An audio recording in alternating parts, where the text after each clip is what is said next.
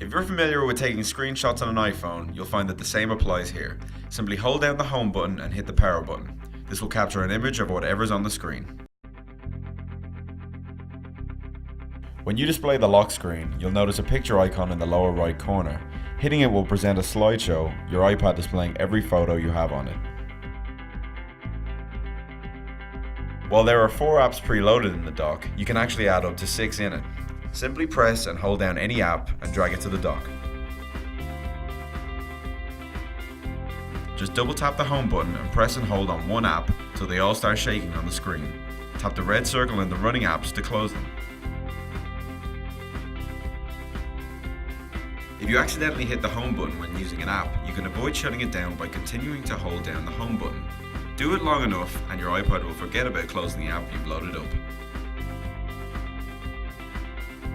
If you want to protect your data, you can after 10 failed passcode entry attempts.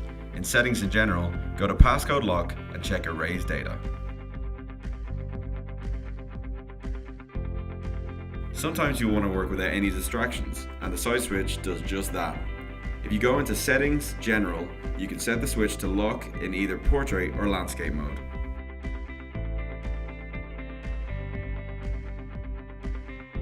While the search engine is set to Google by default, you can change it to either Yahoo or Bing if you wish. In Settings, go to Safari and then Search Engine.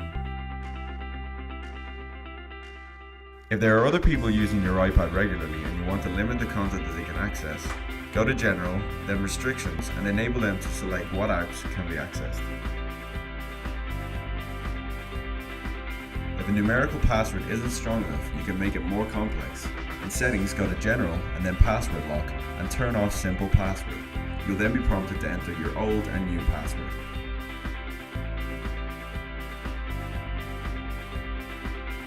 If you write certain phrases regularly, you can create custom shortcuts to save time. In Settings, go to General, then Keyboard, and then Add New Shortcut. Here you can create your own shortcut phrases.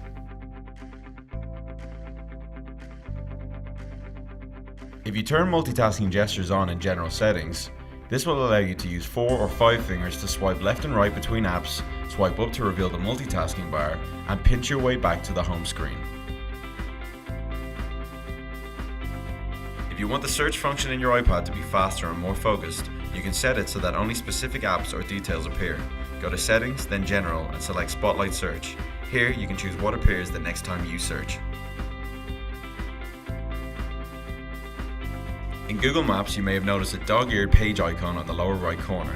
Press it and it turns the traffic overlay on.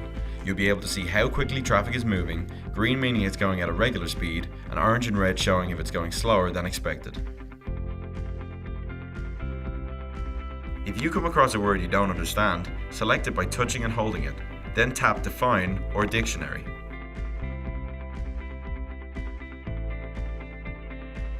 On the keyboard, swiping up the comma key quickly will insert an apostrophe, and swiping up the full stop key inserts a quotation mark.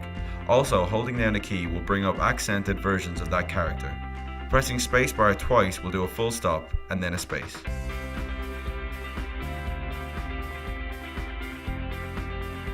Instead of going into the iPad's music player, you can immediately access it by double tapping the home button and swiping it to the right. You'll find a mini music player where you can play the current track, as well as adjusting the volume and screen brightness.